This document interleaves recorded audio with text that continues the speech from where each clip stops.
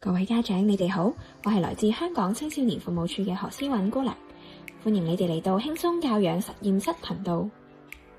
今日想同大家分享嘅主題係特殊學習需要 SEN（Special Educational Needs）。SEN 主要分為9種，包括注意力不足過度活躍症 （ADHD）、智力障礙、視覺障礙、聽力障礙、自閉症譜系障礙、言語障礙、肢體傷殘、特殊學習困難，例如讀寫障礙同埋精神病。咁首先，我哋一齊嚟認識下咩係發展遲緩。小朋友去到唔同嘅成長階段咧，都有一啲發展嘅里程碑。如果佢去到嗰個階段依然未能夠完成呢一啲任務嘅話，咁作為家長嘅我哋就要留意下啦。去到2歲嘅時候，小朋友應該係可以講到一啲嘅單詞，例如車、街，又或者跟從一啲簡單嘅指示，例如將物件俾媽媽等等。去到2歲半，佢哋應該能夠用筆喺紙上面塗鴉，又或者將一啲單詞去組合，例如食餅、飲橙汁。而去到3歲，佢哋應該能夠講一啲簡單嘅句子，例如我食餅，又或者配對一啲基本嘅形狀同埋顏色。咁具體啲嚟講，發展遲緩即係點樣影響小朋友啊？小朋友可能喺一個或者多個範疇上表現遲緩，包括智能或者認知上，佢哋嘅學習、思考或者解決問題嘅能力可能會比較弱。而語言上，例如語言嘅理解、表達同埋語音發展等等，都可能會比一般小朋友慢。而小朋友嘅大小肌肉都有機會比一般小朋友發展得慢。大肌就包括坐、爬、行、跑、跳等嘅發展，同埋肌肉嘅耐力、平衡、四肢協調等嘅活動能力。而小肌就包括手眼協調、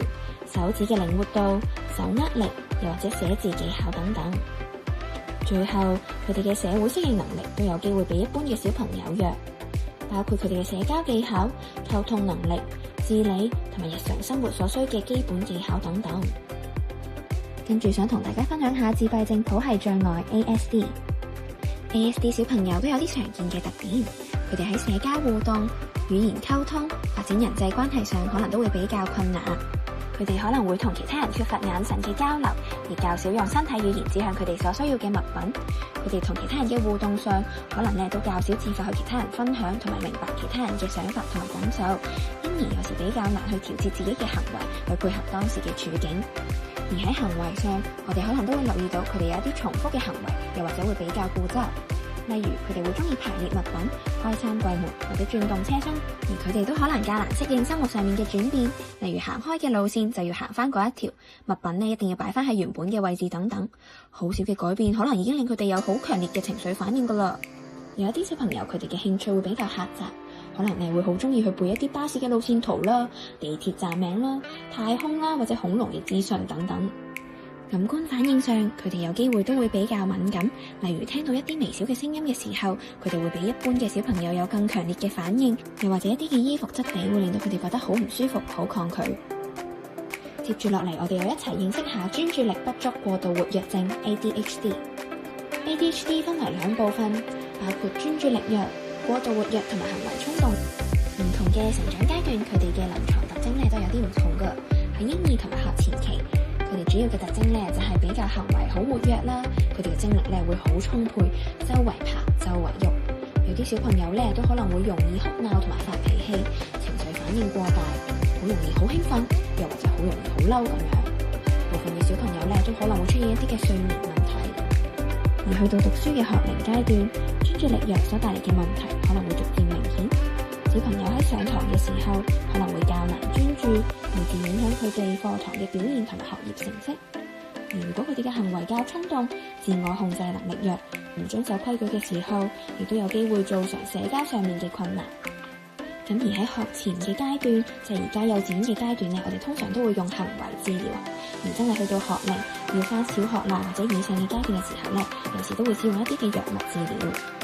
跟住想同大家分享發展性語言障礙，又或者叫做特殊語言障礙。一般嘅小朋友平均喺11個月嘅時候就識得講第一個單字，但係患有發展性語言障礙嘅小朋友就平均喺1歲11個月先至識得講第一個單字。佢哋嘅詞彙多樣性可能會比較少，理解能力同埋表達能力可能都會比較弱，以致佢哋同人溝通同埋社交上都會較困難。聽知咗咁多，咁我哋點先可以幫到有 SEN 嘅小朋友啊？呢個階段係幼兒腦部發展嘅黃金期，3歲幼兒嘅腦部發展已經達到60%，而6歲更加已經達到80%。所以喺呢個階段及早識別同埋治療係十分重要㗎。喺香港，我哋有學前康復服務，喺小朋友接受咗評估，知道佢哋有特殊學習需要嘅時候，就可以透過社工轉介去輪候呢一啲嘅服務。學前訓練服務包括早期教育及訓練中心 E 位、幼稚園暨幼兒中心兼收計劃 I 位、到校學前康復服務 O 位，同埋特殊幼兒中心 S 位。呢啲服務單位會根據小朋友嘅需要，配對特殊幼兒工作員、言語治療師、職業治療師同物理治療師嘅訓練。首先介紹早期教育及訓練中心 E 位，中心主要為0到6歲嘅小朋友提供早期嘅介入服務，並特別着重家庭成員嘅角色。喺課堂入邊，照顧者都可以一齊學習點樣返到屋企繼續幫助小朋友進步。跟住落嚟係幼稚園暨幼兒中心兼收計劃 I 位，佢哋係喺普通嘅幼稚園暨幼兒中心裏面，由特殊幼兒嘅老師提供服務。佢哋嘅比例係1個老師對6個小朋友，每日都會有30分鐘嘅個別同小組訓練，亦都會按需要提供額外嘅治療師訓練。跟住係到校學前康復服務 O 位，接受 O 位服務嘅小朋友係照常喺幼稚園或幼稚園暨幼兒中心嗰度返學嘅，而特殊幼兒工作員同埋治療師就會嚟到學校為小朋友進行個別或者小組嘅訓練或者治療。佢哋亦都提供到校諮詢、觀課同埋支援，亦為老師同埋家長提供支援。除此之外，佢哋都會按需要邀請小朋友去中心嗰度接受個別或者小組嘅治療或者訓練。